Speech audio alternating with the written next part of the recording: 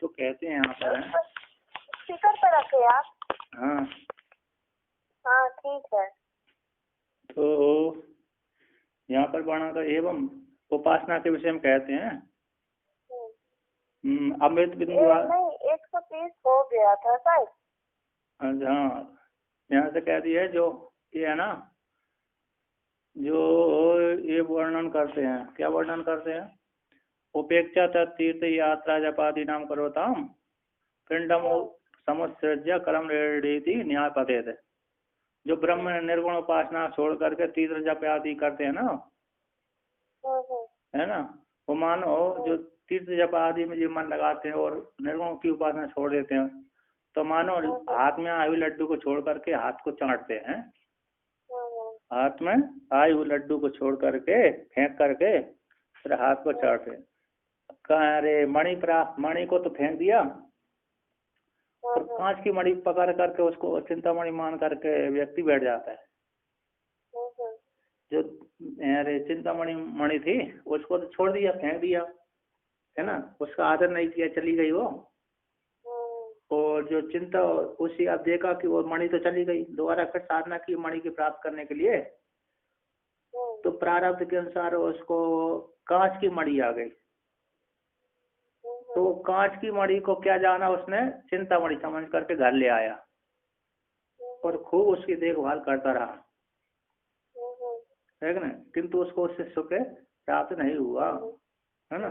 मतलब चिंतामणि छोड़कर कांच की मणि को पकड़ता है तो उसके हाथ में यही है, दिव्य ज्ञान ब्रह्म ज्ञान को छोड़कर, निर्गुण उपासना को छोड़कर, जो मोक्ष को जाने वाली उसको छोड़ करके तीर्थ जप आदि जो करते हैं ना, मतलब उसी के समान है ना। इस प्रकार से अब यहाँ पर पुनः पूर्व पक्षी कह रहा है, कैसे जो निर्गुण की उपासना छोड़ करके सगुण की उपासना करते हैं, मानो लड्डू को छोड़ करके हाथ को चाटते हैं। तो पूर्व पक्षी यहाँ पर सिद्धांति पे आक्षेप कर रहा है कि तो आप भी तो ऐसे ही करते हो, आप भी तो ऐसा ही करते हो। तो कैसा करते हो, तो ननु आत्म तत्व विचारम परित्यज्य निर्गुण उपासनम कुरुताम अपि अयम न्याय समान इति आशंका अंग करोते। कहते ननु पूर्व पक्षी यहाँ पर कह रहा सिद्धांति से, आत्म तत्व विचार को त्याग करके, आत्म तत्व को वेदांत रूप जो आत्म तत्व है उसको, उसके विचार को छोड़ करके निर्गुण उपासना करने वाले आप भी हैं, जो आपको निर्गुण की उपासना करते हो, ये दोष तो आप में भी आ रहा है। कौन सा दोष आ रहा है, लड्डू को छोड़ करके हाथ को चाटना वाला जो दोष है, पिंडम समुत्सृज्य कर्म रेडी न्याय, ये न्याय आपके पक्ष में भी उपासना, निर्गुण की उपासना पक्ष में भी आ रहा है। क्यों, क्योंकि आपने आत्मविचार को छोड़ दिया और निर्गुण की उपासना करने लगे, तो है न्याय दोनों में समा है। जैसे सगुण उपासक में जो न्याय लगा हुआ है वही न्याय आप में भी आ रहा है। तो इस प्रकार से यहाँ पर तो सिद्धांत अंगीकार कर रहा है, ठीक है, हम बाढ़ स्वीकार कर रहे हैं। तो कहते हैं यहाँ पर उपासका नामप्येवम् विचार त्याग तो यदि बाणं तस्माद् विचारस्य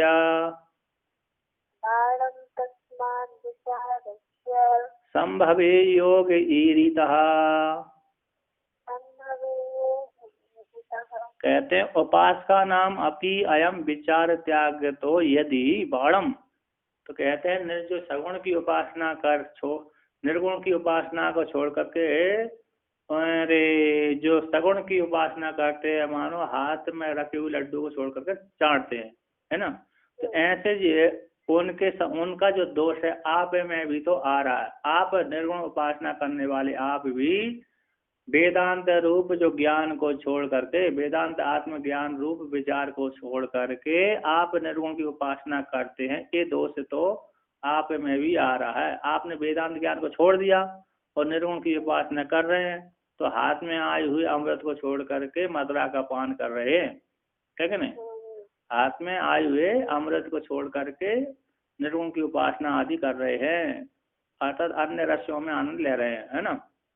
तो कहते उपासकों के समान है, उपासकों की भी एवं इस प्रकार से विचार त्याग से, यदि अरे वो विचार का त्याग करने से, जैसे निर्गुण उन्होंने हाथ में आए हुए अमृत को छोड़ दिया, अन्य वस्तु को घृत कर लिया, उसी प्रकार आप निर्गुण की उपासना करने वाले भी हाथ में आई हुई अमृत को छोड़ करके वेदांत रूप आत्म विचार छोड़ करके और निर्गुण की उपासना में लग गए।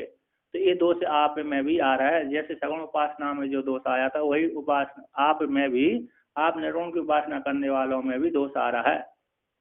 तो तस्मात विचार से असंभव योग ही, तो सिद्धांत कह रहा बाणम ठीक है, हम स्वीकार करते हैं कि जो दोष हमने उनमें उपासकों पे लगाया था, तीर्थ यात्रा जब कीर्तन आदि वालों के ऊपर लगाया था, भाई दोष हमारे ऊपर भी आ रहा है, ठीक हम स्वीकार कर रहे हैं, किंतु कह रहे विचार से असंभव, किंतु योग्यता इतनी न होने के कारण, विचार की योग्यता न होने के कारण योग ईरिता निर्गुण की उपासना का वर्णन किया है।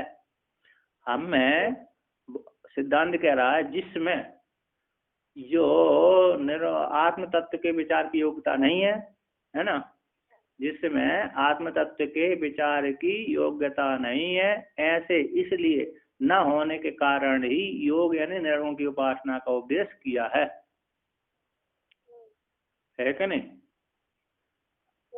यदि आत्म तत्व के विचार, क्योंकि उसकी स्थिति नहीं है, पूर्व जन्म उसने अच्छे कर्म नहीं किए, है ना, और कर्म न करने के कारण ऐसा वेदांत का विचार नहीं किया था पूर्व जन्म में, कोई उपास संस्कार नहीं पड़े, इसलिए उसको विचार संभव नहीं हो पा रहा है, इसलिए उसने उस आत्म विचार के लिए योग्यता धारण करने के लिए निर्गुण की उपासना आरंभ कर दी। तो उपासना को लेकर के उपासना करेगा, लास्ट में जाकर के फिर विचार की प्राप्ति हो जाएगी, लास्ट में जाकर के विचार ही होगा, है क्या नहीं। निर्गुण की उपासना करते करते करते लास्ट में वेदांत रूप विचार की वृत्ति बन जाएगी, लास्ट में तो फलीभूत हो जाएगी।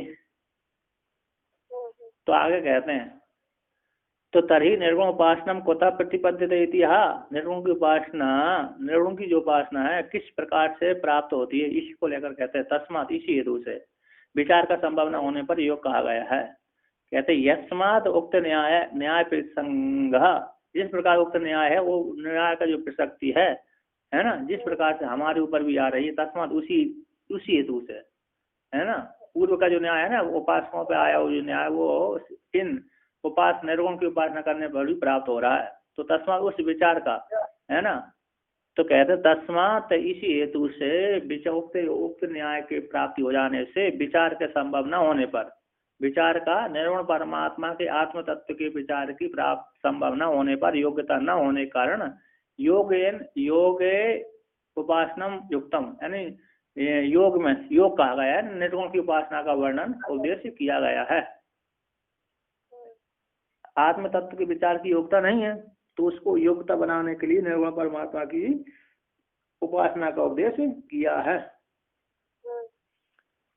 इसलिए यदि जब योग्यता हो जाएगी तब निर्गुण परमात्मा के आत्म तत्व का विचार कर लेंगे, हो जाएगा। अब आगे कहते हैं तत्र कहते हैं विचार के न संभव न, विचार असंभव में कारण कहते हैं, विचार संभव नहीं है क्योंकि चित्त इतना निर्मल नहीं है, इसलिए विचार संभव नहीं हो पा रहा, तो विचार के असंभव में कारण को कहते हैं। तो कहते हैं बहु व्याकुल चित्तानाम विचारात तत्व धीर नहीं, योगो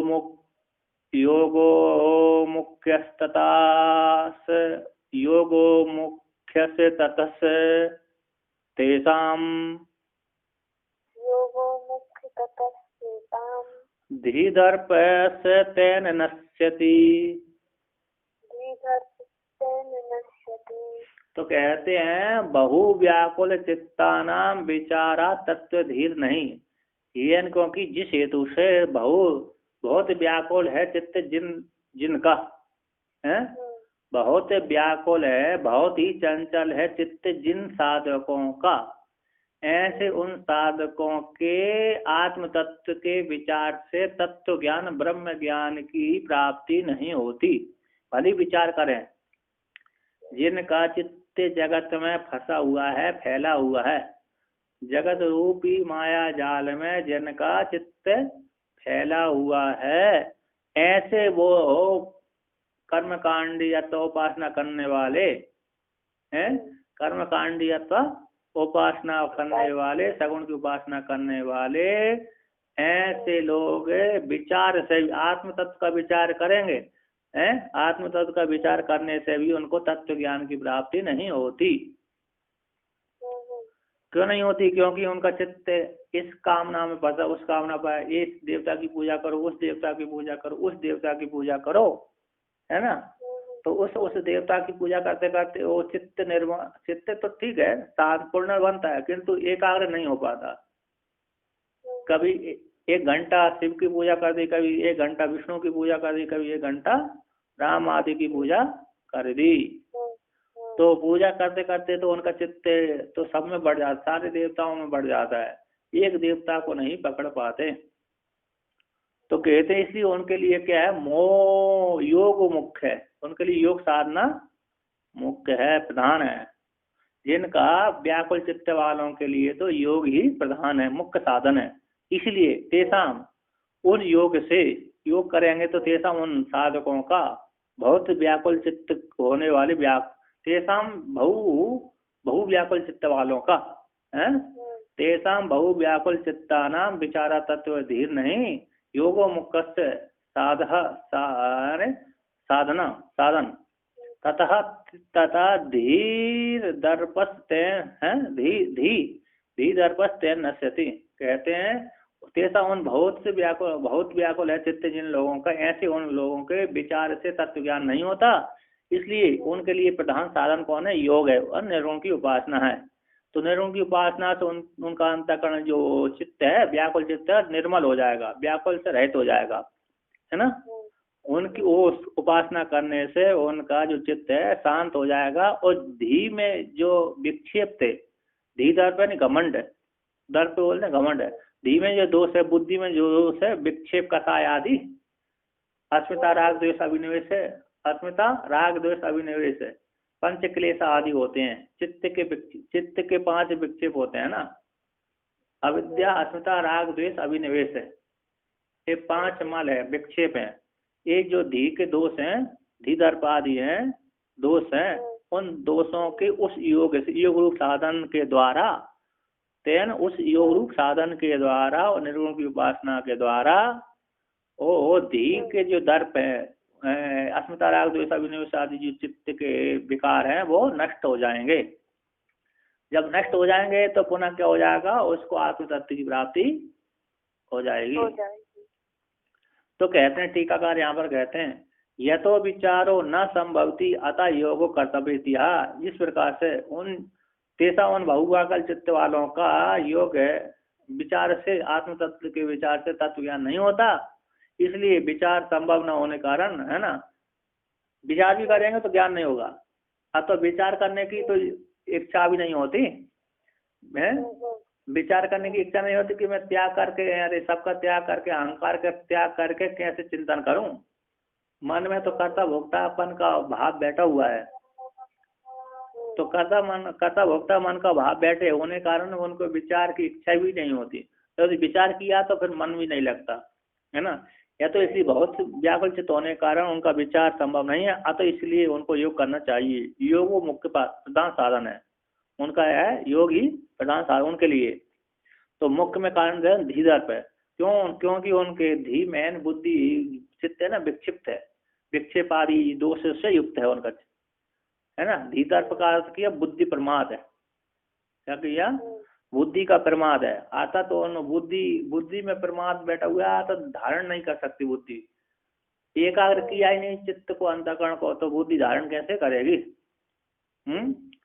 बुद्धि का प्रमाद है, आदर बुद्धि उसने साधना ऐसी नहीं करी जिससे बुद्धि निर्मल हो जाए, अभी बुद्धि में बहुत वासना पर भरी रखी हुई है।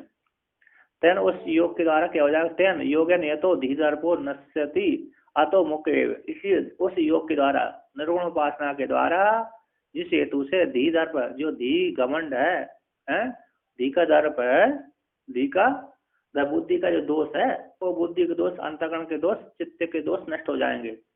इसीलिए वो योग है उनके लिए ऐसे बहुबल चित्त, जिनका चित्त व्याकुल है उन लोगों के लिए योग ही मुख्य साधन है, निर्गुण उपासना ही मुख्य प्रधान साधन है।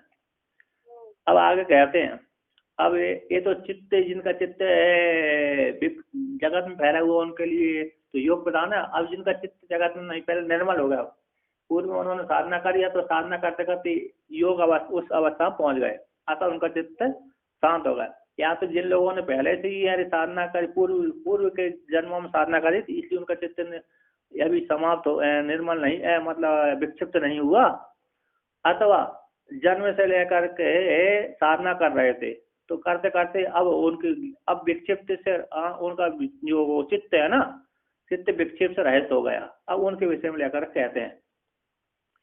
कहते हैं एवं बहु व्याकुल चित्तानाम योगस्य मुख्यत्वम अभिधाय तद रहितानाम विचार एवं मुख्यत्या।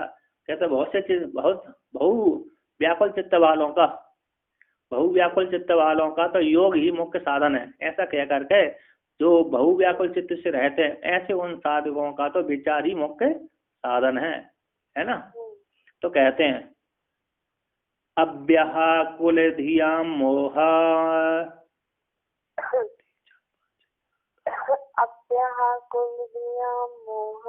मात्रेणाच्छादितात्मनाम्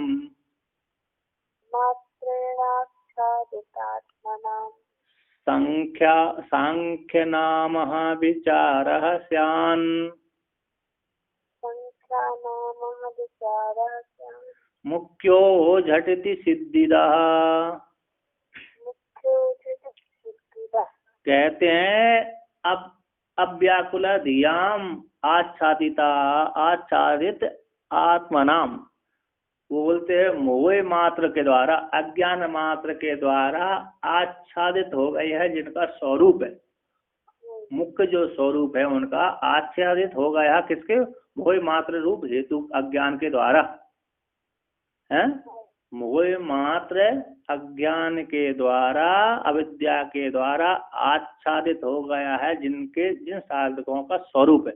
ऐसे हैं आतत व्याकुल धियाम, जिनका चित्त व्याकुल नहीं है, व्याकुल है चित्त जिनका, व्याकुल है बुद्धि जिनकी, व्याकुल है मन जिनका, ऐसे मोह मात्र से इनका स्वरूप ढक गया है। ऐसे आच्छादित स्वरूप वाले मोह मात्र के द्वारा, अज्ञान के द्वारा, मोह मात्र मतलब अज्ञान, ऐसे अज्ञान के द्वारा जिनका निर्मल चित्त वालों का आच्छादित हो गए, ऐसे स्वरूप जिनका आच्छादित है अज्ञान के द्वारा, मोह मात्र के द्वारा, अज्ञान के द्वारा जिनका स्वरूप ढका हुआ है, ऐसे व्याकुल चित्त वालों का सांख्य नामा विचार स्यान, जो सांख्य नामक विचार है वो प्रधान ही साधन है उनके लिए। सांख्य ने आत्मज्ञान, सांख्य का अर्थ यहाँ पर किया कपिल मुनि का शास्त्र, सांख्य शब्द वाचन यहाँ, सांख्य नाम है सांख्य बुद्धि, सांख्य योग यानी ब्रह्म ज्ञान। तो ब्रह्म ज्ञान नाम ही विचार मुख्य उनका साधन है। मुख्य कहते हैं जो मुख्य साधन कौन है, सांख्य नाम विचार, आत्म तत्व विचार, वेदांत विचार ही मुख्य उनके लिए साधन है, प्रधान साधन है। वो उस विचार करेंगे जो प्रधान साधन का विचार करेंगे, वेदांत का विचार करेंगे, आत्म तत्व संबंधी वेदांत का विचार करने से झटिति सिद्धि था, शीघ्र ही उनको सिद्धि प्राप्त हो जाएगी। झटिति शीघ्र, सिद्धि को देने वाला जो आत्मज्ञान मोक्ष रूप फल है वो फल की प्राप्ति हो जाएगी, है ना। क्या हो जाएगी, झटिति मुख्य रूप से, प्रधान रूप से, शीघ्र ही सिद्धि से आत्म तत्व के विचार से शीघ्र ही मोक्ष रूप सिद्धि की प्राप्ति, जो सिद्धि को देने वाला है, सिद्धि को देने वाला सांख्य नामक विचार है वो है, शीघ्र ही उससे फल की प्राप्ति हो जाएगी। सिद्धि को देने वाला, झटिति शीघ्र, मुख्य है साथ शीघ्र ही कहो सिद्धि को प्राप्त हो जाए। विचार, उस विचार से, सांख्य नामक विचार से, आत्म संबंधी विचार से शीघ्र ही मोक्ष रूप सिद्धि को प्राप्ति हो जाएगी। तो कहते हैं यहाँ पर अब व्याकुल चित्त विक्षिप्त रहता ना, चित्त विक्षिप्त आदि से रहते है ना, चित्त के विक्षिप्तता आदि से रहते, जिनका चित्त विक्षिप्त आदि से रहते हो गया, ऐसे उन साधकों का मोह मात्र से अज्ञान मात्र से आच्छादित जिनका स्वरूप है, ऐसे उनको सांख्य नामा की विचार प्रधान है। तो सांख्य नामा विचार सांख्य शब्द वाचस तत्व विचारो मुख्य। सांख्य नाम विचार करते सांख्य वाच्य, सांख्य शब्द वाच्य जो तत्व विचार प्रधान साधन है उनके लिए, है ना। उसको करेंगे तो उनका धी दर्प नष्ट हो जाएगा। विचार करने से धी दर्प है, धी में जो दोष था, अज्ञान मात्र दोष था, वो धी दर्प से वो आता, उनका जो मोह अज्ञान था, मोह आच्छन्न था, वो नष्ट हो जाएगा। धी दर्प से हीन उत्तम अधिकारियों का विचार में ही अधिकार है। धी के दर्प से रहते है ना, धी दर्प से हीन उत्तम अधिकारियों का तो विचार में ही अधिकार है। वेदांत संबंधी विचार में क्या है, अधिकार है। और जब सांख्य का विचार करेंगे, आत्म संबंधी वेदांत का विचार करेंगे, तो वो विचार से क्या हो जाएगा, उनको तत्व ज्ञान की प्राप्ति हो शीघ्र ही। जब जिस काल में विचार आरंभ कर दिया, उसी काल में उनको क्या हो जाएगा, तत्व ज्ञान की प्राप्ति हो जाएगी, है ना। एक दो बार में अभ्यास किया उन्होंने, हो जाएगा। अब आगे कहते हैं, सांख्य योग और उभयो तत्व ज्ञान द्वारा मुख्य साधनत्व गीता वाक्य प्रमाणति। सांग योग और सांख्य है, योग और सांख्य है, निर्गुण उपासना योग हो गई, सांख्य यानी वेदांत संबंधी जो ज्ञान है, ये दोनों का ही तत्व ज्ञान है, ये दोनों का हो गया, ये दोनों का ही तत्व ज्ञान द्वारा मुक्ति के साधन में हेतु हैं ये दोनों, है ना। तत्व ज्ञान से ही मोक्ष की प्राप्ति होती है, निर्गुण की उपासना से ही तत्व ज्ञान मोक्ष की प्राप्ति होती है। इससे सांख्य शब्द से योग शब्द से पातंजल और ये सांख्य योग है, पातंजल कपिल मुनि के साथ को नहीं लेना चाहिए। जो योग गीता में कहा, सांख्य नाम कर्मी नाम कर्म योगो, सांख्य नाम है कर्मियों के लिए कर्मयोग है, सांख्यों के लिए सांख्य योग है। इस प्रकार से दो जो योग, सांख्य योग कर्म योग है। ज्ञान योगेन सांख्या नाम कर्म योगेन योगी नाम, ज्ञान योगेन सांख्या नाम कर्म योगेन योगी नाम, है ना। तो ज्ञान योग के द्वारा ज्ञान योगेन सांख्य नाम, कर्म योगेन योगी नाम। तो सांख्य योग ज्ञान योग के द्वारा, सांख्य वाच्य जो ज्ञान है, उस ज्ञान के द्वारा योगी लोग मुक्त हो जाते हैं, और कर्मियों निर्गुण की उपासना के द्वारा भी जो योगी है ना, वो मुक्त हो जाते हैं। सांख्य योग से सीधा आत्मज्ञान प्राप्ति और निर्गुण उपासना से भी सांख्य योग प्राप्त हो जाएगा, ज्ञान आत्मा की ज्ञान प्राप्त हो जाएगी, फिर मोक्ष हो जाएगा। तो कहते हैं योग और सांख्य दोनों उभय का तत्व ज्ञान के द्वारा, तत्व ज्ञान रूप मार्ग के द्वारा मुक्ति में साधन है। साधन होने में गीता वाक्य प्रमाण है। यहाँ पर यत है सांख्य ही प्राप्यते स्थानम, कहाँ पे बनाने लगे आप, ये वाला हो गया 34वां। अच्छा, चलो इतना पढ़ेगा। तद्योगैरपि गम्यते, एकं सांख्यं च योगं च,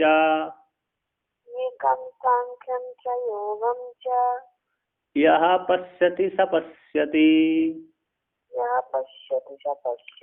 कहते हैं यत अपना ये वाला हो गया यत सांख्य प्राप्त स्थानम, जो सांख्य के द्वारा, सांख्य योग के द्वारा जो स्थान प्राप्त होता है, मोक्ष रूप जो स्थान प्राप्त होता है, सांख्य ने ज्ञान योग, ज्ञान के द्वारा, सांख्यों के द्वारा, यानी सांख्यों के द्वारा, जो सांख्यों के द्वारा, सांख्य मतलब जो सन्यासियों के द्वारा, वेदांतियों के द्वारा जिस स्थान की प्राप्ति होती है, वेदांतियों के द्वारा, ब्रह्म ज्ञानियों के द्वारा जिस स्थान की प्राप्ति होती है, वही स्थान योगियों के द्वारा भी प्राप्त होता है। तद योगे अपि गम्यते, वही स्थान, तद यानी वही स्थान योगियों के द्वारा भी गम्यतेन प्राप्त होता है। कहते हैं एकम सांख्यम च योगम च, एकम सांख्यम च योगम च यह पश्यति स पश्यति, यह साधक, जो साधक इस प्रकार से जानता है वह जानता है। क्या? एकम, दोनों का स्थान एक है। सांख्य का जो स्थान है वही योग का स्थान है। सांख्य के द्वारा, ज्ञान के द्वारा जिस स्थान की प्राप्ति होती है वही स्थान की प्राप्ति योग के द्वारा होती है। योग का मतलब निर्गुण उपासना के द्वारा। सांख्य यानी ब्रह्म ज्ञान के द्वारा जिस स्थान की प्राप्ति होती है वही स्थान निर्गुण उपासना के द्वारा प्राप्त होती है। तो सांख्य जो है वही योग है। सांख्य और योग में कोई भेद नहीं है। सांख्य और योग दोनों एक ही है।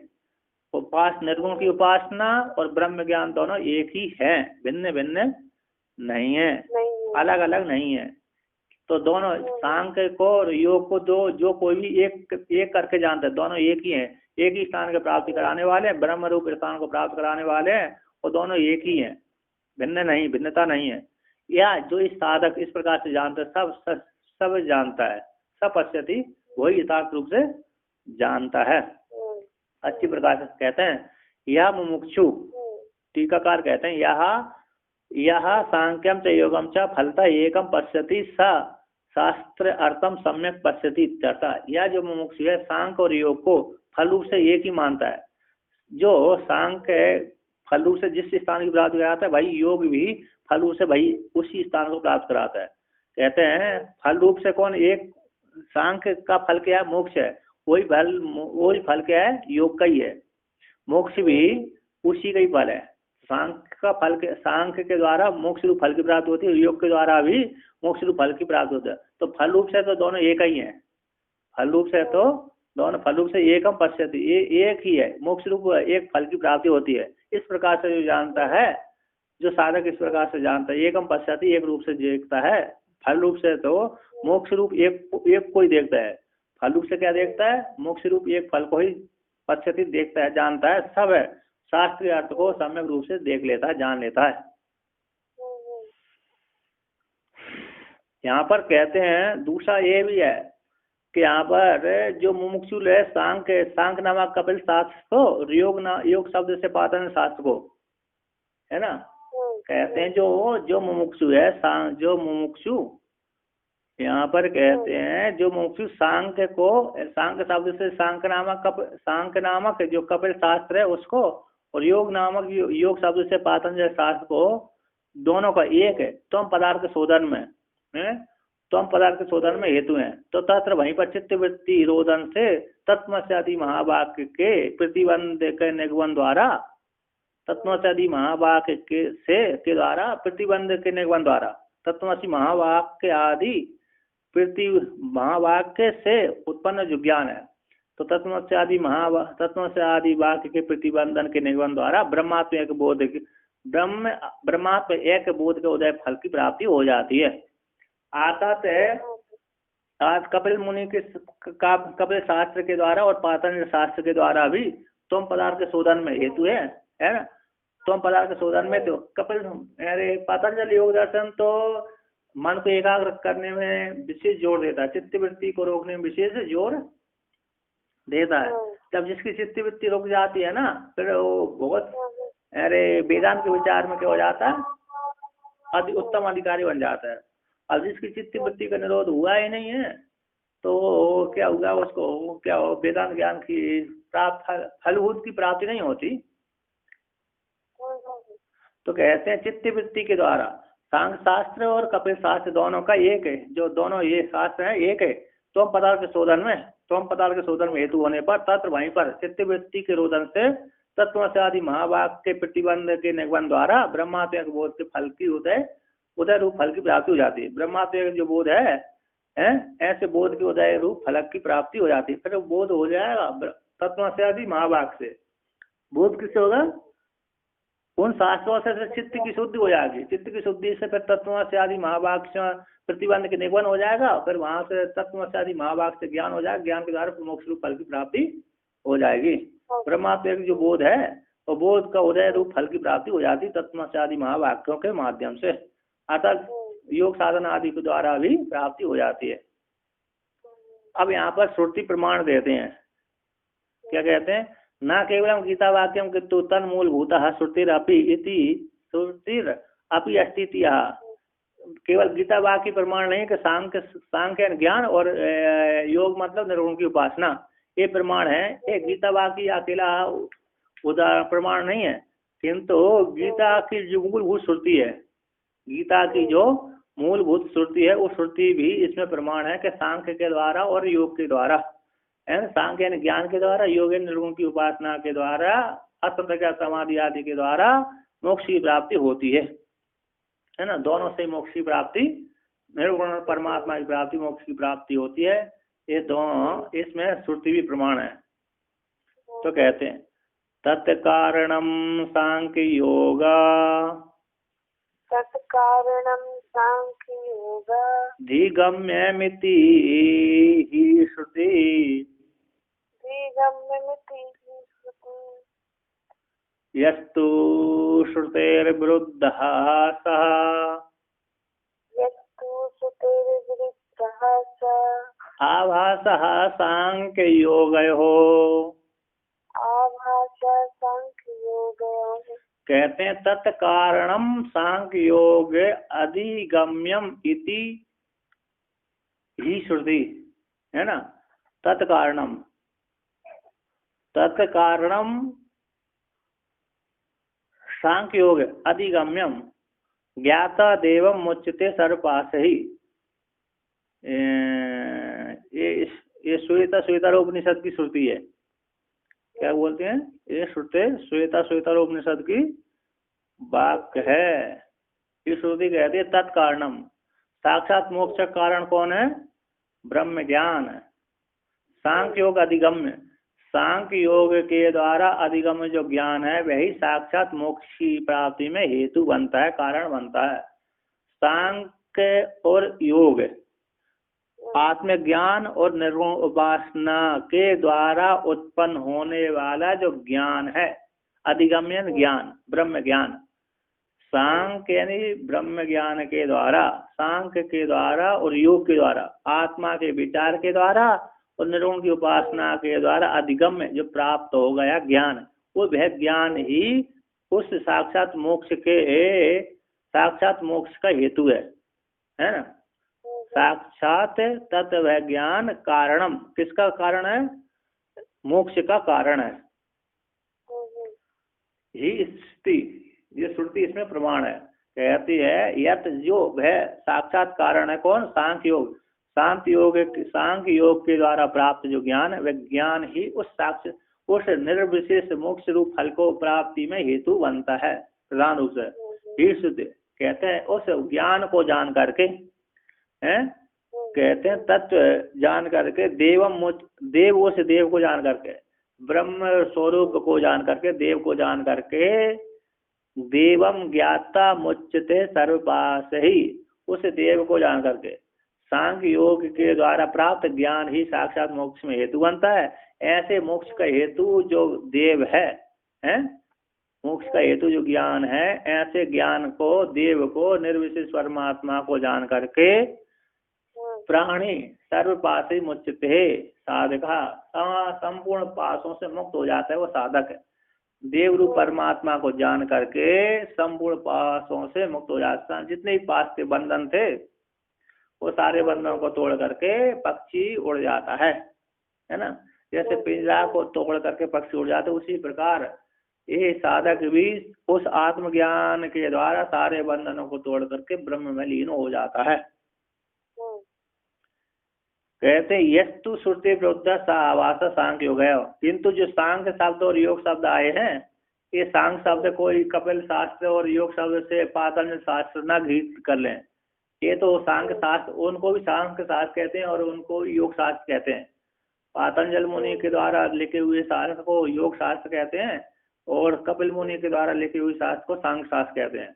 यहाँ पर जो श्वेताश्वतर उपनिषद में जो सांख्य शब्द है और योग शब्द आया है, और गीता में सांख्य शब्द और योग शब्द आया है, इन शब्दों से कोई कपिल मुनि का शास्त्र और पतंजलि ऋषि का शास्त्र को गृहीत न कर ले, है ना, क्योंकि उनमें श्रुति विरुद्ध का वर्णन किया है।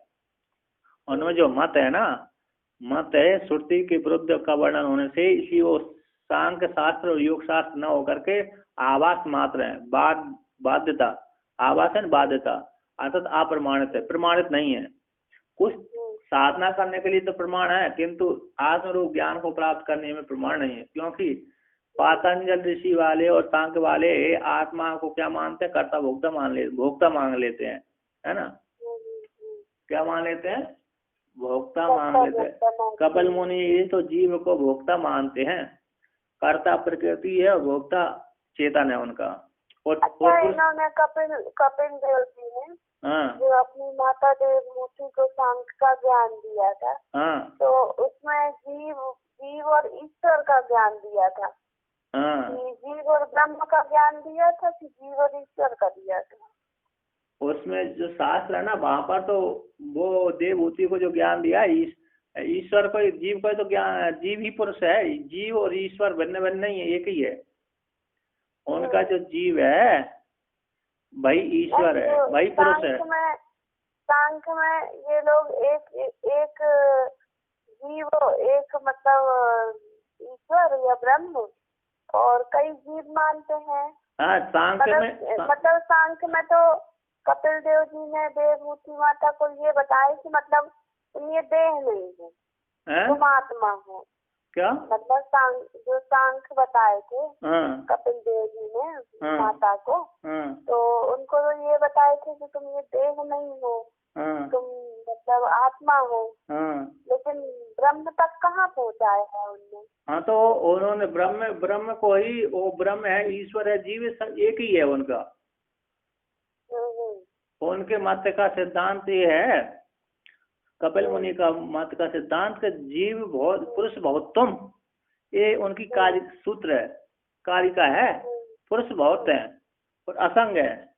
पुरुष तो कैसे हैं, बहुत और असंग है, किंतु वो पुरुष कैसा होता है, भोक्ता होता है, ये उनका सिद्धांत है। और प्रकृति के ज्ञान से मोक्ष की प्राप्ति हो जाती है। प्रकृति में अलग हूँ, प्रकृति अलग है, इतने मात्र ज्ञान से मोक्ष की प्राप्ति हो जाती है। मैं अलग हूँ, मैं ब्रह्म हूँ, ये ऐसा नहीं, वो मैं असंग हूँ। तो असंग कौन, परमात्मा है ना। ये मान करके उपदेश करते मैं असंग हूँ, प्रकृति अलग है, मैं अलग हूँ, मैं भोगता हूँ और प्रकृति मेरे को भोग देती है। इस प्रकार का ज्ञान जिसको हो जाता है सांख्य मत में, वो मुक्त हो जाता है। अपने को कर्तापन से रहित कर देता है, प्रकृति और पुरुष का भेद कर लेता है, जान लेता है प्रकृति अलग है, पुरुष अलग है ना। और प्रकृति कैसी है, कर्ता है, जड़ है। प्रकृति कर्ता है और जड़ है, चेतन नहीं है। प्रकृति कर्ता तो मानते हैं किंतु जड़ मानते हैं। और फिर चेतन कैसा है, कर्ता नहीं है, भोक्ता है। और चेतन कितने अनंत है उनके मत में, है ना। कैसे, अनंत पुरुष बहुत, एक कारिका है, पुरुष बहुत है, एक नहीं है पुरुष। और ईश्वर को उसी पुरुष के अंतर्गत मान लेते हैं, और ब्रह्म को भी उसी पुरुष के अंतर्गत ही मान लेते हैं। तो सब ब्रह्म में अलग नहीं है, ईश्वर अलग नहीं है, सब पुरुष ही पुरुष है अकेला। तो पुरुष वो चाहे जीव हो पुरुष, चाहे ब्रह्म हो पुरुष, चाहे ईश्वर पुरुष है, लेकिन उनके मत में कौन पुरुष ही देता है। तो पुरुष बेसी असंग है, तो असंग ब्रह्म है ना। तो कहते हैं ये जो जीव रूप जो पुरुष है वो असंग है और भोक्ता है, प्रकृति अलग है, मैं अलग हूँ। इस प्रकार के ज्ञान से उनको ज्ञान मोक्ष की प्राप्ति हो जाती है, ऐसा वो वर्णन करते हैं। और इनमें पुरुष है, इनमें वो 25 तत्व मानते हैं, 26 तत्व मान लेते हैं। कौन, ये जो, किंतु ये कौन मानते हैं, पातंजल दर्शन वाले, वो कहते हैं जीव में ऐसी सामर्थ्य नहीं है, सृष्टि आदि करने की सामर्थ्य नहीं है, ये ईश्वर ही समर्थ होता है। तो ईश्वर की उपासना करने से उस जीव को चित्त की शुद्धि के द्वारा ईश्वर की उपासना करने से ब्रह्म ज्ञान की प्राप्ति हो जाती है, असंप्रज्ञात समाधि की प्राप्ति हो जाती है, और असंप्रज्ञात समाधि की प्राप्ति हो जाने से मोक्ष की प्राप्ति हो जाती है। ये तो ठीक ही है ना।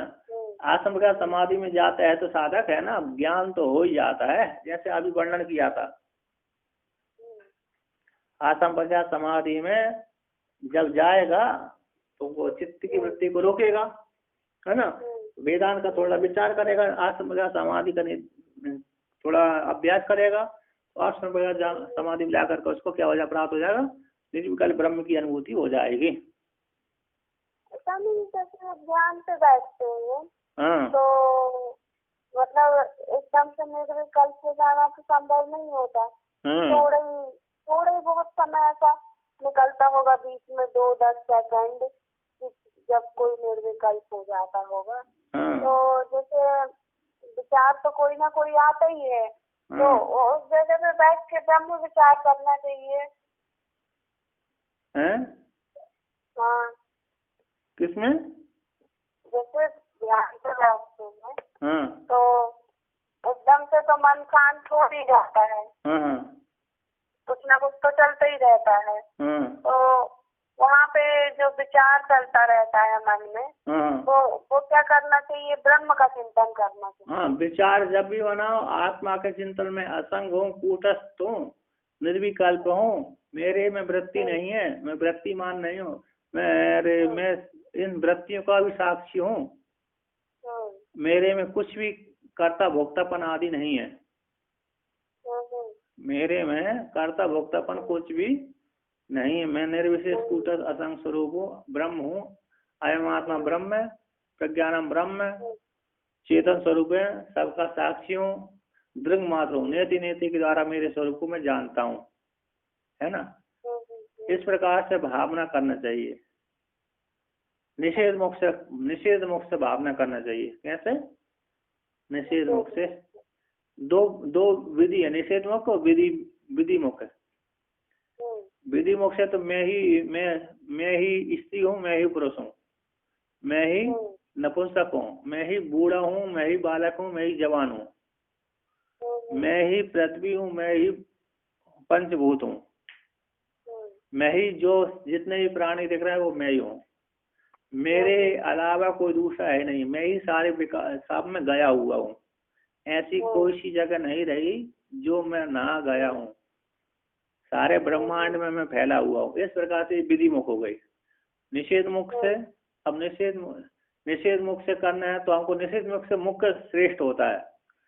विधि मुख से तो फिर भी भावना नहीं बनती, किंतु निषेध मुख से जल्दी भावना बनती है। ये शरीर में नहीं हो, इंद्रिय में नहीं हो, अरे मन में नहीं हो, पंचभूत में नहीं हो, और जो दृश्य दिख रहा है सारा दृश्य भी मैं नहीं हूँ, पेड़ पौधे आदि कुछ भी नहीं हूँ, मैं किसी लोक का विशेष अधिकारी भी मैं नहीं हूँ, ना मैं विराट हूँ, न हिरण्यगर्भ हूँ, न ईश्वर हूँ, है ना। मैं विराट हिरण्यगर्भ ईश्वर से भी परे निर्विशेष कूटस्थ स्वरूप परमात्मा हूँ, मैं सबका साक्षी हूँ, ब्रह्मा विष्णु महेश का भी मैं साक्षी हूँ, है क्या नहीं। अतः ब्रह्मा विष्णु महेश मेरे ही स्वरूप है क्या नहीं। मैं ओमकार के द्वारा प्रतिपादित स्वरूप वाला हूँ, ओमकार के द्वारा मैं ही जानता हूँ, ओमकार के द्वारा मैं ही अपने आप को जानता हूँ, मेरा ही स्वरूप ओमकार है ना। मैं सबका साक्षी मैं ही हूँ। इस प्रकार से भावना निषेध मुख से भावना करना चाहिए। निषेध मुख से भावना सबसे उत्तम कहलाती है। यही तो चिंतन है। यही चिंतन करते करते कभी राग अच्छा बन जाता है, दृढ़ राग है। जैसे उदाहरण देते हैं, पत्थर में तो सिल नहीं पड़ती है ना, किंतु पत्थर पे बार बार एक दिन में तो सिल नहीं पड़ती, किंतु बार बार रस्सी को रगड़ते ना पत्थर में धारी बन जाती है। जब पत्थर में धारी बन जाती है उसमें तो फिर हमारा बार बार अभ्यास करेंगे, चित्त में धारी क्यों नहीं बनेगी। तो चित्त वो किसी एक जन का है ना, रहीम कबीर कौन है, करत करत अभ्यास के जड़मती हो सुजान, रसरी आवत जात ही सिर पर होत निशान। हाँ, तो एक हाँ ये है। और तो बार बार अभ्यास करने से क्या हो जाता है, तो अभ्यास संस्कार दृढ़ हो जाता है। तो इस प्रकार की भावना करना चाहिए। तो यहाँ पर कहते हैं है ना, तो कहते हैं जो सांख्य शब्द से और योग शब्द से उनका उनका मत स्वीकार नहीं करना चाहिए, उनका विरोध है ना, श्रुति विरुद्ध है। तो श्रुति के साथ विरोध होने से सा आवास है, वह उनका जो मत है वह आवासवाद बाध्यता बाधित हो जाता है। सावास सम्यक ख्यायते, सांख्य कहते हैं सम्यक ख्यायते, ख्या प्रकटनम धातु से सांख्य शब्द बना है। यस्तु सांख्य योग श्रुति से विरुद्ध अंश है, विरुद्ध अंश में इतिहासगम, विरुद्ध अंश में थोड़े अंश में विरोध है, श्रुति के साथ है, थोड़े अंश में तो विरोध है और बाकी अंश में विरोध नहीं है, है ना। श्रुति के साथ उनका थोड़े आत्मा के लेकर के ही विरोध है और अन्य जगह तो सामान्य चलता है। तो कहते हैं सम्यक ख्यायति सांख्य है, सम्यक ख्यायति सांख्य, ख्या प्रकृति धातु से सांख्य शब्द बना। इति स्मरण से अद्वैत ब्रह्मत्व रूपत प्रकट सुख से, अद्वैत ब्रह्मत्व रूप प्रकट के द्वारा ज्ञापते आत्मा, तेन आत्मा ज्ञापते जिसके द्वारा ज्ञात हो तत्तः वो उसी प्रकार का हो जाता है। एक यहाँ पर श्लोक दिया है, कहते हैं वृत्तिहीनम मना कृत्वा क्षेत्रज्ञम परमात्मनि एकीकृत्य विमुच्येता योगो यम मुख्य उच्यते। कहते हैं वृत्तिहीनम मना कृत्वा क्षेत्रज्ञम परमात्मनि एकीकृत्य विमुच्येता योगो अयम मुख्य उच्यते। वृत्ति से हीन मन को करके, वृत्ति से हीन मन को करके बना करके क्षेत्रज्ञ रूप जीवात्मा को परमात्मा में एकीभूत करके है एक क्या हो जाता है, मुक्त हो जाता है साधक है। इसी को ही प्रधान रूप से मुख्य योग कहा जाता है। वृत्ति से हीन मन को बना करके क्षेत्रज्ञ जो जीवात्मा है ऐसे क्षेत्रज्ञ जीवात्मा है अथवा परमात्मा है अथवा प्राज्ञ है ऐसे क्षेत्रज्ञ जो जीवात्मा है, ऐसे क्षेत्रज्ञ को परमात्मा के साथ एकीभूत करके एकीकृत करके वह क्षेत्रज्ञ मुक्त हो जाता है। इसी को ही अयम है मुख्य योगो उच्यते, मुख्य योग कहलाता है। इसी को मुख्य योग कहते हैं। ऐसा योग जब इसको प्राप्त हो जाता है तो मुक्त हो जाता है। तो टीकाकार यहाँ पर कहते हैं ननु सांख्य योग हो तत्व ज्ञान द्वारा मुक्ति साधनत्व अंगीकारे तत्शास्त्र प्रतिपादिता नाम तत्वानाम अपि स्वीकार्यत्वम स्यात् इति आशंका। कहते हैं ननु सांख्य योग दोनों का ही तत्व ज्ञान द्वारा मुक्ति के साधनत्व रूप से स्वीकार कर लेने पर तत्शास्त्र में भी है, तो कहते हैं उस शास्त्र सांख्य योग और सांख्य शास्त्र और योग शास्त्र ये शास्त्र में प्रतिपादित तत्वों का भी स्वीकार कर लेना चाहिए, स्वीकारतव्यम। तो स्वीकार कर लेने इतिहास लेकर नहीं यस्तु जो श्रुति विरुद्ध है, श्रुति के विरुद्ध सांख्य और योग दोनों जो श्रुति के विरुद्ध का है उनको नहीं मानना चाहिए। कहते उनको वो जो श्रुति के विरुद्ध अंश वाला वो सांख्य शब्द और योग शब्द तो दोनों सांख्य शास्त्र और योग शास्त्र ये दोनों तो आवास है, मिथ्या है। आवास होता है मिथ्या है, मुख्य तात्पर्य वाले वो नहीं है। आवास तो बाधित, आवास का बाधित हो जाता है, आवास है मिथ्या होता है, बाधित हो जाता है उसका। इसी श्रुति के विरुद्ध अंश वाले होने के कारण सांख्य शास्त्र योग शास्त्र श्रुति के विरुद्ध अंश वाले होने के कारण मिथ्या है, बाधित हो जाते हैं, है ना।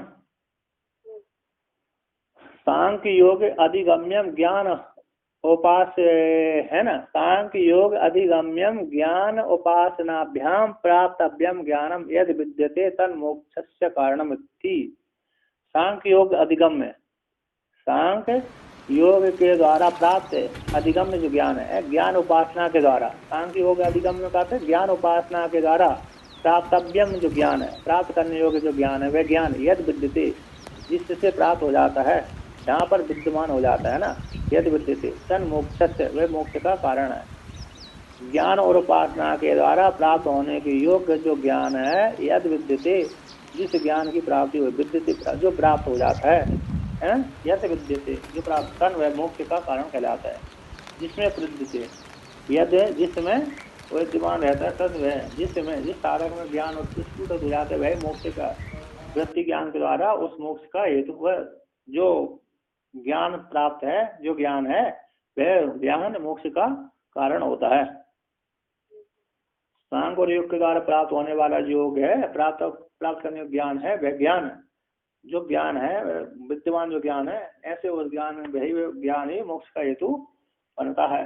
अब आगे कहते हैं यहाँ पर है ना ननु उपासनम कुर्वाण से तत्व ज्ञानात् प्रांग मरणे सति न सिद्धयेत इति आशंका। पूर्वपक्ष यहाँ से पूछ रहा है उपासना करने वाले व्यक्ति का है ना ननु उपासनम कुर्वाण से उपासना करने वाले साधक का तत्व ज्ञान से पहले ही मरण हो गया। मरण तत्व ज्ञान होने वाला था 1 महीना 2 महीना आता 1 साल 2 साल है ना अतः 1-2 दिन पहले ही बाद में तत्व ज्ञान होने वाला था। ननु उपासना करने वाले साधक का कुर्बान से साधक का तत्व ज्ञान से पहले ही मरण हो जाने पर उसको तत्व ज्ञान के द्वारा होने वाली सिद्धि की प्राप्ति नहीं होती है ना। तो हो जाने पर न सिद्धेत सिद्धयेत है ना सिद्धयेत तो उसको मोक्ष रूप सिद्धि की प्राप्ति नहीं होगी। इतिहास उपासनम तो यहाँ पर नहीं हो यहाँ पर तो हुई नहीं ठीक है मरने से पहले मरने ज्ञान होने से पहले मर गया तो मोक्ष की प्राप्ति तो हो ही नहीं सकती। निर्गुण की जो उपासना कर रहा था उसको ज्ञान के लिए कर रहा था उपासना है ना तो एक प्रतिबंधक था प्रतिबंधक होने के कारण उसको ब्रह्म ज्ञान की अनुभूति नहीं हो पाई तत्व ज्ञान नहीं हो पाया। जब तत्व ज्ञान नहीं हो पाया तो फिर वो उसको मोक्ष की प्राप्ति नहीं होगी है ना। मरण की प्राप्ति हो जाने पर न सिद्धेत अर्थात तत्व मोक्ष रूप सिद्धि की प्राप्ति नहीं होगी। इतिहास करके कहते हैं किंतु उसकी उपासना नष्ट नहीं होती है ना उपासना क्या नहीं होती नष्ट नहीं होती। तो उसको लेकर कहते हैं मरने के पहले ज्ञान होने से पहले मर गया तो सिद्धि नहीं किंतु जिस लोक में थोड़ा प्रतिबंधक बचा था उसी प्रतिबंधक के अनुसार उस लोक में जाकर के फिर उसको ज्ञान की प्राप्ति हो जाती है। उपासनम नाति पक्वमिह 1 2 3 4 3 4 5 6 4 5 6 7 8 उपासनम नाति पक्व मिह यस्य परत्र सः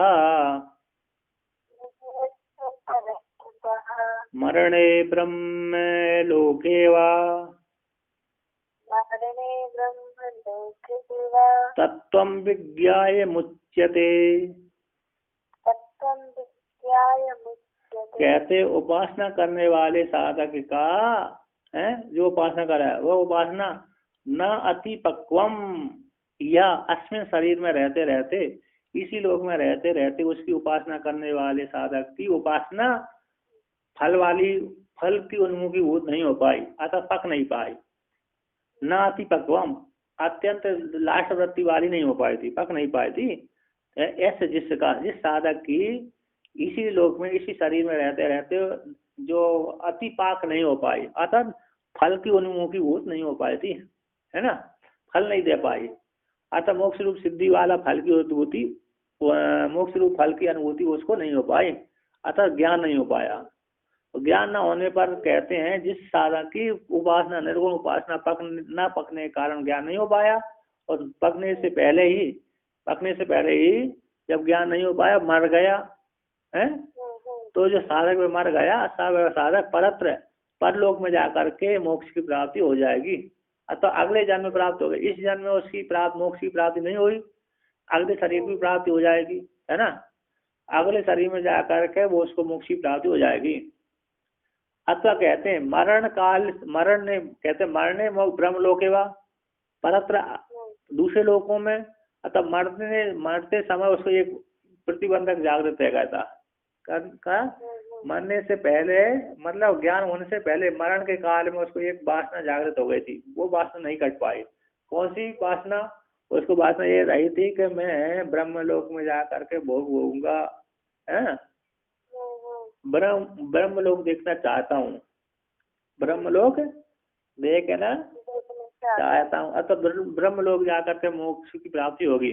तो ब्रह्मलोक संबंधी एक वासना रह गई थी, तो ब्रह्मलोक संबंधी एक वासना अच्छे रहने के कारण उसको ब्रह्म ज्ञान की अनुभूति नहीं हो पाई इस शरीर में। तो कहते हैं ब्रह्मलोक में जाकर के उसको ब्रह्म ज्ञान की अनुभूति हो जाएगी।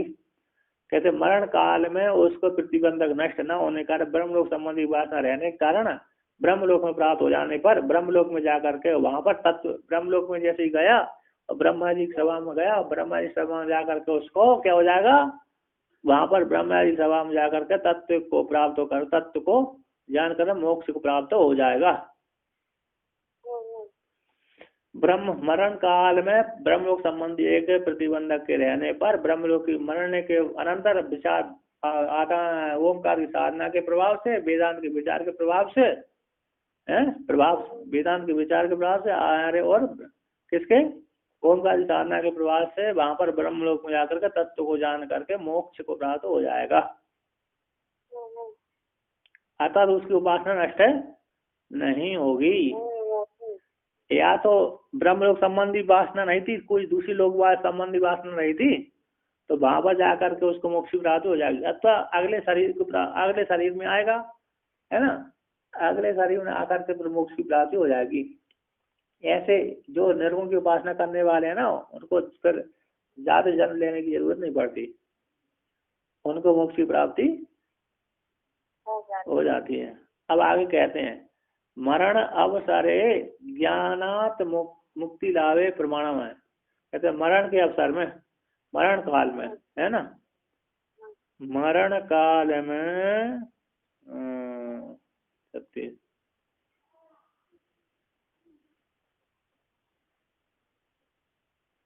यहाँ पर कहा था ननु निर्गुण अंग्रे उपासना परिपाक जन्य आत्मज्ञानात् प्रागे पर्युदास कहते निर्गुण अंग्र उपासना के परिपाक जन्म से पहले ही है, परिपाक जन्म से आत्मज्ञान, परिपाक जन्म होने से आत्मज्ञान हो जाएगा। निर्गुण अंग्र उपासना के परिपाक जन्य आत्मज्ञान से पहले ही उसकी आयु समाप्त हो गई, है ना, आयु उसकी समाप्त हो जाने पर उसकी गति क्या होगी, है ना। निर्गुण की उपासना कर रहा है, निर्गुण की उपासना करते करते उस ज्ञान की प्राप्ति नहीं हो पाई थी, होने वाला था, होने से पहले ही उसको क्या हो जाता है, उसकी आयु समाप्त हो गई। तो आयु समाप्त हो जाने पर उसकी गति क्या होगी, उसको क्या फल प्राप्त होगा, निर्गुण की उपासना नष्ट हो जाए कि नहीं हो जाए।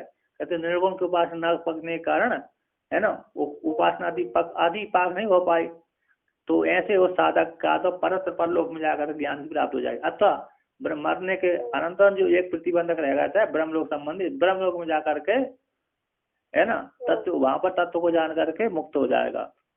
अथवा कहते हैं ऐसे जिस साधक का यह इस जन्म में, है ना, और निर्गुण उपासना के अतिपाक न होने का तत्व ज्ञान फलक नहीं होगा, तो वो क्या हो जाएगा, अगले जन्म कैसे हो जाएगा, सुशीनाम श्रीमताम गे योग भ्रष्टो भी जाए थे, है ना, अगले जन्म क्या हो जाएगा उसको, यहाँ पर इस जन्म अगले जन्म इसी जन्म नहीं हो पाए थे, अगले जन्म क्या जो सुची नाम श्रीमताम घे पवित्र वाले जिनका अंतःकरण शुद्ध रहता है, ऐश्वर्य वाले मोक्ष रूप ऐश्वर्य जिनके पास में विद्वान रहता है, आता जिनके कुल हमेशा कैसा रहा है, ब्रह्म विद्या यहाँ पर अध्ययन पढ़ी जाती है, ब्रह्म विद्या के उपासक यहाँ पर हमेशा बने रहते हैं, है ना, ब्रह्म विद्या का जहाँ पर हमेशा वंश परंपरा में रहता है। तो वंश परंपरा में नहीं है तो गुरु परंपरा में जिसकी ब्रह्म विद्या चलती रहती है। ऐसे महात्माओं के में है ना, बहुत से आश्रम में ऐसे होते हैं जिसमें ब्रह्म विद्या नहीं चलती, सिर्फ उपास नहीं चलती है, कीर्तन आदि भजन आदि चलते हैं, है ना, और कुछ के यहाँ ब्रह्म विद्या का अध्ययन होता रहता है किसी आश्रम में। तो कहते हैं ऐसे घर में पैदा हो जाएगा। कैसे घर में पैदा हो जाएगा, सुची नाम श्रीमताम, यहाँ उनका पवित्र माता कुल पिता का कुल सबका कुल ठीक रहेगा, है, और पवित्र अंतःकरण वाले रहेंगे उसमें, है ना, और तक वहां पर वो वेदों का स्वाध्याय आदि चलता रहता होगा। और दूसरे श्रीमाता उनका श्री यानी मोक्ष रूप लक्ष्मी वाले का घर होगा, मतलब मोक्ष रूप आता वेदांत संबंधी विचार चलता रहता होगा।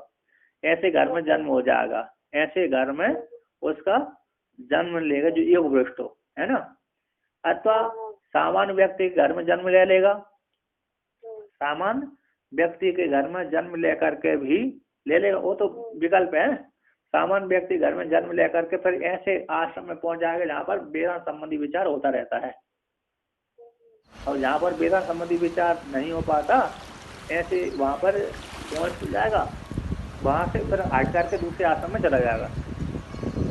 जैसे बहुत से लोग जहाँ पर अलग अलग जगह दीक्षा ले लेते हैं, जहाँ पर वेदांत संबंधी विचार नहीं होता वहाँ पर भी दीक्षा ले लेते हैं ना, किंतु वहाँ पर देखा कि अब यहाँ पर मेरे को पूर्ण फल की प्राप्ति नहीं हो रही, तो वहाँ से ऊपर उठ करके पुनः जहाँ पर वेदांत संबंधी विचार चलता है वहाँ पर जाकर के अध्ययन करने लगता है, श्रवण मनन निध्यासन आदि करने लगता है, तो वहाँ पर चला जाता है पार करके। उसे आश्रम को छोड़ कर त्याग नहीं करता, मतलब उसमें श्रद्धा रहती है, तो उसको पार करके फिर वहाँ से जहाँ वेदांत संबंधी विचार चलता है वहाँ पर जा करके उसको पूरा सिद्धांत जान लेता है, फिर निध्यासन करके मोक्ष की प्राप्ति हो जाती है।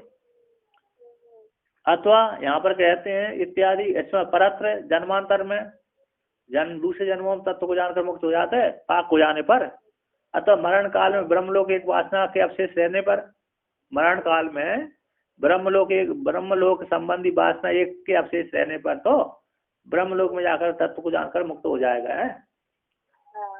ब्रह्मलोक की एक वासना शेष रह गई है ना, मरण काल में मरते समय वासना शेष नहीं रहती तो मुक्त हो जाता है, तो मरण काल में एक ब्रह्मलोक संबंधी वासना के रहने के कारण तो ब्रह्मलोक में जाकर के उसको मोक्ष की प्राप्ति हो जाएगी। अब आगे कहते हैं कि मरण के अवसर में ज्ञान से मुक्ति लाभ में क्या प्रमाण है। मरण के अवसर में ज्ञान से मोक्ष की प्राप्ति होती है ना, इसमें प्रमाण क्या है, तो कहते जैसे गीता का प्रमाण देते प्रश्नोपनिषद का भी प्रमाण देते हैं। यम यम वापि स्मरण भावम त्यजत्यन्ते कलेवरम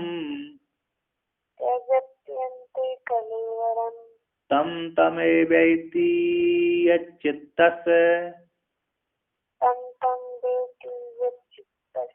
तेन यातीति शास्त्रतः। कहते हैं मरण के अवसर में व्यक्ति जिस भावना की जिस भाव का चिंतन करता है उसी के द्वारा उस फल की प्राप्ति हो जाती है, उसी भाव के द्वारा उस फल की प्राप्ति हो जाती है ना। मरण काल के समय जो व्यक्ति जैसा ही उसने चिंतन किया, जिस भाव का चिंतन किया उसी भाव को वो प्राप्त हो जाता है। यम यम वापि स्मरण भावम है, जिस भाव को स्मरण करता हुआ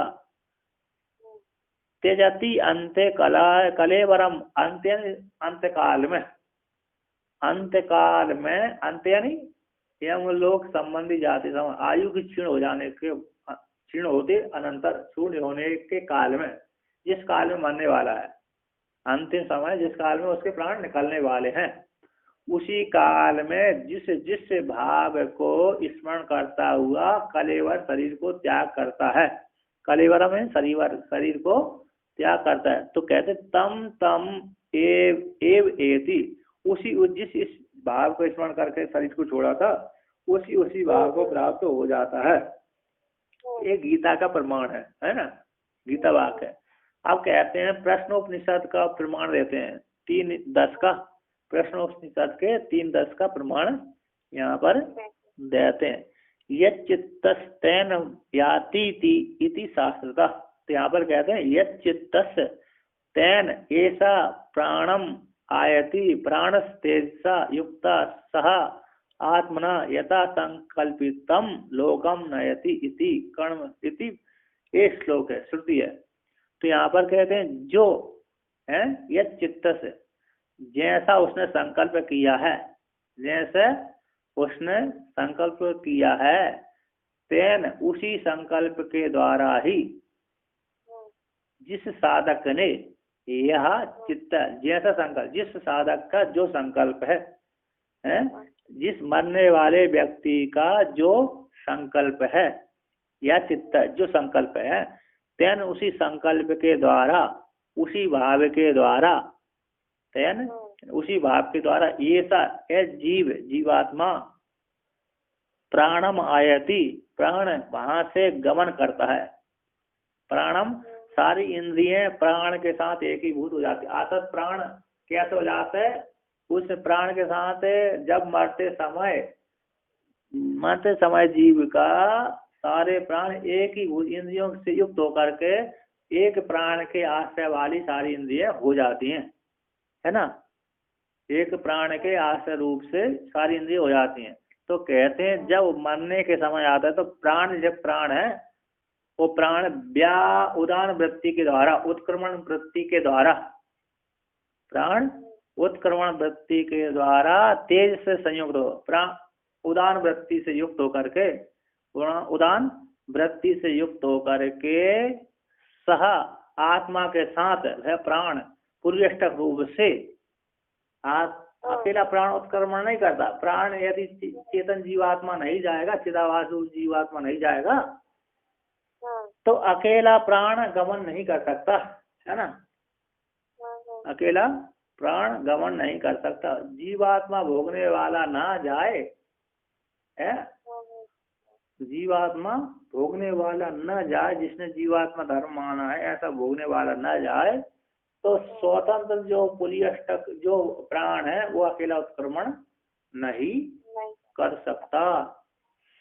तो कहते हैं उदान वृत्ति के द्वारा प्राण है ना, प्राण उत्तेजता उदान है, जो प्राण है जब एक ही भूत हो जाता है बाहर से सारी इंद्रियों से युक्त होकर इंद्रिय उस प्राण में जाकर क्लीन हो जाती हैं।